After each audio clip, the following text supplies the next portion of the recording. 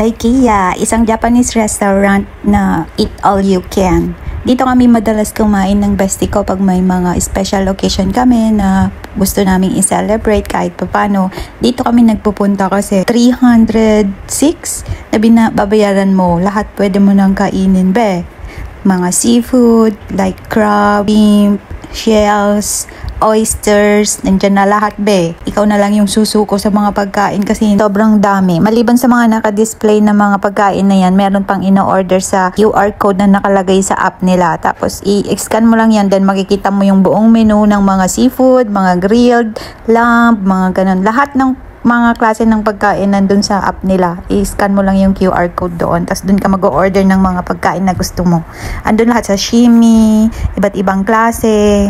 Kailangan din dito nakabooking ka para siguradong meron kang table na naka-reserve para sa'yo. Kasi minsan, hindi na sila nagtatanggap ng walk-in dahil nga puno na yung booking nila. Wala nang space. Nag-uumpisa lang sila ng alas 12 ng tanghali hanggang 3 p.m. kasi 3 hours yung oras ng buffet.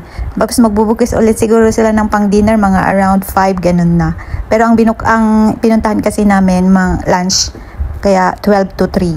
Bale 278 ang per person. Pero dahil meron silang service charge na 10%, alos umabot din ng 306 ang isang tao. Sulit na sulit naman kahit may 10% service charge sila kasi yung mga naman staff is umiikot talaga sila para bantayan kayo na kumakain. Kinukuha nila yung mga napagkainan nyo na kailangang itapon para laging may space para sa table ninyo. Well, andito nga pala kami ngayon dahil sinaselebrate namin ng birthday ng bestie ko. Happy birthday, more blessings, and thank you sa pa-buffet!